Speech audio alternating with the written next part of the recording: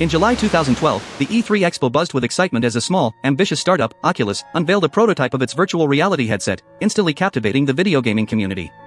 This groundbreaking reveal was swiftly followed by a Kickstarter campaign, inviting enthusiasts globally to contribute to its development. A donation exceeding $300 promised a coveted Oculus prototype.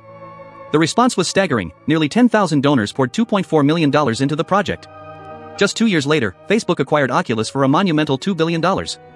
Had this crowdfunding initiative been structured as an equity raise, with a mere 10% of the company offered, those initial contributors would have seen their investments multiply 100-fold. But it wasn't. When Facebook bought Oculus, these early backers received nothing, a stark illustration of the financial chasm between a donation and an investment. We will later uncover the specific regulatory shift that promised to bridge this very gap for ordinary investors, but often delivered disappointment instead. Until recently, government regulations strictly prohibited individual investors from funding private startups. This privilege was reserved for the wealthy, designated as accredited investors, who could participate in companies' growth long before their public stock market debuts. Many perceived this system as inherently unjust. Venture capital firms routinely seized opportunities to back innovative tech companies in their nascent stages, often at minuscule valuations, sometimes yielding astronomical returns. Average investors, however, were relegated to participating only after a company went public, at which point valuations were significantly higher, severely limiting the potential for life-altering gains. This long-standing barrier finally crumbled in 2016, when the U.S. Securities and Exchange Commission, SEC, overhauled regulations concerning equity crowdfunding. Suddenly, ordinary individuals could, for the first time, engage in early-stage venture investing. The years since have witnessed a proliferation of equity crowdfunding platforms, specifically designed to serve small-time investors. Collectively, these platforms have channeled billions of dollars into startups. While the prospect of investing in a burgeoning startup might sound thrilling, it carries substantial risks. This deep dive will explore the landscape of equity crowdfunding and explain why, for the vast majority of investors, it's likely not a prudent financial move. This video is proudly brought to you by Bellroy, an Australian brand renowned for crafting some of the finest personal accessories I've ever encountered. As a content creator, I enjoy the flexibility of working from any location, making high-quality, lightweight, and user-friendly travel gear absolutely essential. I rely on their light day pack, which is perfect for hiking or any form of travel. Its remarkable lightness is the first thing you notice, and when not in use, it conveniently rolls into a compact bundle, occupying minimal space. While its front boasts water resistance, the back and straps are padded and breathable, significantly enhancing comfort, even when carrying a substantial load. Inside, the backpack features various internal compartments designed to secure your laptop, phone, water bottles, and other essentials. Here, I'm also packing my Bellroy Tech Kit, an excellent solution for organizing your electronic hardware.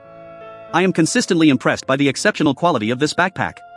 Beyond creating outstanding products, Bellroy is deeply committed to minimizing its environmental impact. This particular daypack is constructed from 100% recycled PET plastic bottles. These recycled materials perform just as well as virgin materials, but are, of course, far more environmentally friendly. So, if you're in search of a new backpack or a wide array of other urban minimalist accessories, be sure to click our link in the description to receive 10% off any purchase on Bellroy.com. Now, let's return to our main topic. Before the 1930s, investment markets operated with virtually no regulatory oversight. Anyone could offer any investment security, and anyone with the means could purchase them. This unregulated environment fueled a spectacular boom in both public and private markets during the Roaring Twenties, but it also enabled a vast number of financial frauds and unsound investments, which ultimately contributed to the devastating Great Depression of the 1930s. In response, the federal government enacted several new laws, establishing the SEC and creating a comprehensive framework of standardized disclosures that issuers were mandated to provide when selling securities to the public. While this significantly curtailed fraud, it imposed a substantial administrative burden on legitimate businesses.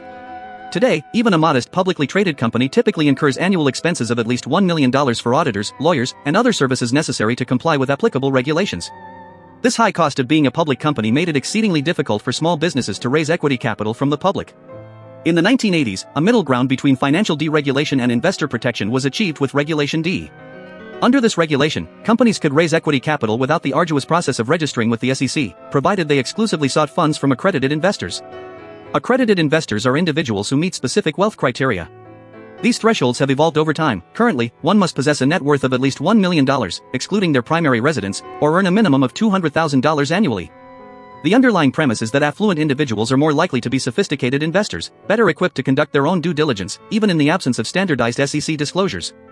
Furthermore, even if a wealthy investor does fall victim to a fraudulent company, the financial repercussions are less likely to lead to ruin. In 2012, the Obama administration signed the Jobs Act, a landmark piece of legislation that for the first time permitted startups to raise capital from non-accredited investors. This act laid the foundational groundwork for equity crowdfunding. Although the Jobs Act was passed in 2012, it took the SEC a full 4 years to finalize the specific regulations, which came into effect in 2016. The regulations were further eased in 2020, a pivotal moment that truly ignited the surge in equity crowdfunding. Under the current regulation crowdfunding framework, startups can raise up to $5 million within a 12-month period from non-accredited investors. While some standardized disclosures are required, they represent a mere fraction of the extensive documentation demanded for a traditional IPO. Consequently, for the first time since the 1930s, individual investors with as little as a few $100s can venture into the world of venture capital investing. However, while this may appear to be a fantastic opportunity, investors must be acutely aware of several significant risks to their capital before even considering participation in this market. The first fundamental truth about venture investing is that the vast majority of startups fail. Sometimes, they cannot complete product development. Other times, they succeed in developing a product, but market demand falls far short of expectations. In some unfortunate instances, a startup might even engage in fraudulent misrepresentations about its technology. Even for seasoned investors, most venture investments ultimately prove to be failures. For example, Barbara Corcoran, a co-host on Shark Tank, openly states that she loses money on 90% of her Shark Tank investments. That said, a high failure rate alone is not a sufficient reason to shy away from venture capital. Even if 90% of your investments falter, the 10% that succeed could generate such enormous gains that they completely offset your losses. Thus, even with a low success rate, your expected value from such investments might still be positive. Volatility, therefore, isn't the most critical risk in venture investing. There's a far more fundamental and insidious problem at play. In 1971, the economist George A. Akerlof published a seminal paper titled The Market for Lemons: Quality Uncertainty and the Market Mechanism. This groundbreaking work eventually earned him the Nobel Prize. The paper centered on the example of used car dealerships. The quality of used cars is notoriously variable. Some used cars are in excellent condition and could reliably serve their owners for another decade, while others harbor serious mechanical defects that will cause them to break down within mere months. Poor quality used cars are colloquially known as lemons, which gave the paper its evocative title. Many used car buyers are unsophisticated, they lack the mechanical expertise to thoroughly inspect a vehicle. When they purchase a used car, they are essentially taking a gamble, much like a venture capitalist takes a gamble when investing in an unproven startup. As a buyer, a high-quality used car might be worth $15,000 to you. A poor quality car, however, will quickly require $10,000 worth of repairs, meaning you'd only be willing to pay $5,000 for it. Assuming that half of all used cars are good and half are bad, the expected value of a used car to a buyer is $10,000. The core problem arises when you are a seller who knows their used car is of high quality. You would only be willing to sell it for $15,000, not for the perceived market price of $10,000. Consequently, the only individuals willing to sell their cars at the market rate are those who know their vehicles are of poor quality. Thus, only low-quality cars are ever sold, while the high-quality used cars are never brought to market. The practical solution to this dilemma is to hire a mechanic who can inspect the car and definitively determine its quality. If you can confirm a car is of high quality, you can afford to pay a fair price, and the seller will then be willing to complete the transaction. Venture capital funds function much like these mechanics. They conduct extensive due diligence to ascertain whether a startup is of good or bad quality. Of course, VC firms are not infallible and occasionally invest in fraudulent companies. However, at least in theory, their probability of investing in a fraudulent enterprise should be significantly lower than that of an individual investor who lacks the resources or expertise to perform thorough due diligence. Financial markets are no different from the used car market. Some companies are genuinely good, while others are inherently bad. Good companies welcome a rigorous due diligence process, knowing that once a venture capitalist confirms their legitimacy, they will be rewarded with a larger funding round at a higher valuation. We observe a similar dynamic in the public markets. Companies that go public through special purpose acquisition companies, SPACs, tend to exhibit significantly worse returns than those that utilize traditional IPOs. This, too, is attributable to self-selection. Fraudulent or low-quality businesses are more inclined to opt for SPACs to circumvent the rigorous due diligence process inherent in traditional IPOs. In a recent video about Kevin O'Leary, we highlighted many of his business failures. One of his ventures is a retail stock brokerage named Beanstocks. Beanstocks is an extremely simple investing application designed for unsophisticated investors. Users answer a few questions about their investment goals and risk tolerance, and an automated system then recommends a portfolio of passive ETFs. You can also set up recurring dollar deposits from your bank account to invest monthly. A free version allows investment only in a short-term treasury ETF or a broad U.S. stock market ETF. For a fee of $5.99 per month, you gain access to the Wealth Builder feature, which, after answering questions, provides a fixed portfolio composed of various ETFs. Numerous commission-free brokerage apps are already available, many offering recurring investment options. In terms of functionality, Beanstocks is inferior to almost any other brokerage app, as it doesn't even allow the purchase of individual stocks. Its sole differentiator is the automated portfolio recommendations, available for a $5 monthly fee. Beanstocks successfully raised nearly $3 million across 2 crowdfunding rounds, one in 2020 and a second in 2022. The second funding round was conducted on StartEngine, an equity crowdfunding platform. In this round, the valuation offered to retail investors was a staggering $27 million. Beanstocks attempted to allure investors by asserting that the simplicity of their app presented a massive opportunity. they claimed that 100 million American households, those without investment accounts, represented their total addressable market, attracting individuals who had never invested before with the app's easy-to-understand functions. However, a closer look at the fine print reveals that this statistic dates back to 2013. Why use a statistic that is nearly a decade old? Likely because more recent figures are far less favorable. With the proliferation of Robinhood and other commission-free brokerages, the percentage of Americans holding investment accounts has skyrocketed over the past decade. As of 2022, there are only approximately 55 million American households without investment accounts. Beanstocks' primary selling point centers on automated portfolio recommendations, also known as robo-advisory services. However, numerous established apps already provide precisely this. Some robo-advisors, such as Betterment and Wealthfront, demand large investment minimums, making them suitable only for wealthier individuals. Others, like Acorns and Stash, target lower-income Americans. Beanstocks claims that middle-income Americans are underserved, but provides zero evidence to substantiate why Beanstocks is superior for this demographic. If we compare Beanstocks to Acorns, Acorns appear superior in every conceivable way.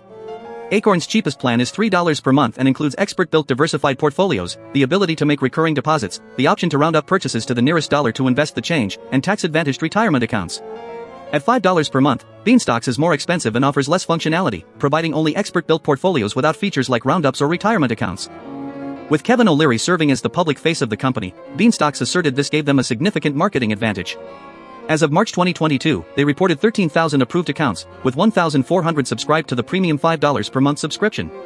This means only 11% of approved accounts actually paid the $5 monthly fee. The remaining 89% of accounts generated negligible, if any, revenue. Under regulation crowdfunding, Beanstocks is obligated to provide some very basic financial disclosures.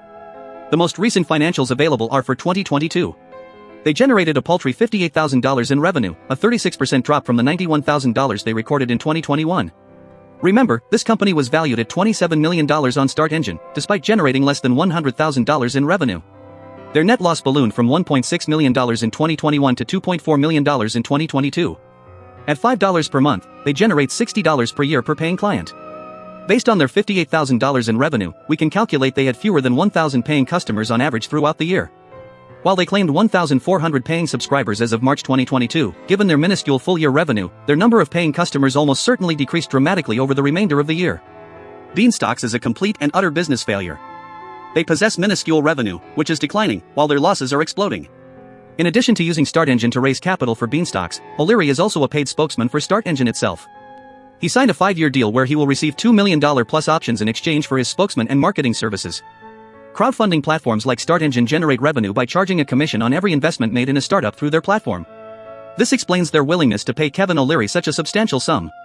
With his reputation as a Shark Tank host, he lends a veneer of credibility to their platform, despite the undeniable disaster that is his own Beanstocks company.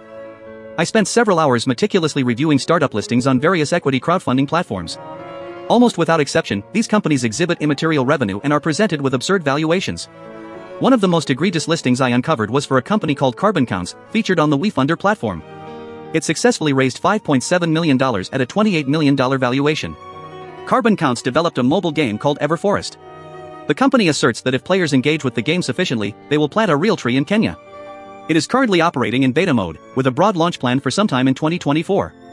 On their offering page, a video features the company's co-founders discussing the game's prospects. One co-founder optimistically speaks of 10x or even 20x returns for investors. While his partner hedges by stating that such returns cannot be guaranteed, the mere fact that this claim is made in a pre-recorded promotional video is frankly insane. Recall that the valuation in their crowdfunding round was $28 million, meaning he is suggesting this company could eventually be worth $280 million or even $560 million. They haven't even officially launched the game yet, and the company employs only 26 individuals. They also highlight how some mobile gaming companies are valued at hundreds of millions or even billions of dollars. This is akin to me opening an independent fast food restaurant and urging investment by pointing out that McDonald's is worth $200 billion. It's laughable. Yet, somehow, they managed to convince 122 investors to contribute $5.7 million. Estimating the average returns from crowdfunding investments is exceedingly difficult because secondary markets for these shares tend to be illiquid and thinly traded. If you acquire a stake in one of these startups, it may prove challenging to sell your shares until the company undergoes an IPO. However, IPOs of crowdfunding companies are exceedingly rare. I could locate only a single example, a company named Nightscope, which develops autonomous security robots. They began raising money through crowdfunding in 2017 and went public by merging with a SPAC in 2022. Their share price has since plummeted by 97%, and the company appears to be on the verge of bankruptcy. While equity crowdfunding might initially sound like an exciting proposition, it is crucial to be acutely aware of the significant risks involved. Understand that entrepreneurs, like the companies they run, are not immune to financial failure. Super promoters will often say almost anything they believe you want to hear to get their hands on your money. Alright guys, that wraps it up for this video. What are your thoughts on crowdfunding? Let me know in the comments section below. As always, thank you so much for watching, and we'll see you in the next one. Wall Street Millennial, signing out.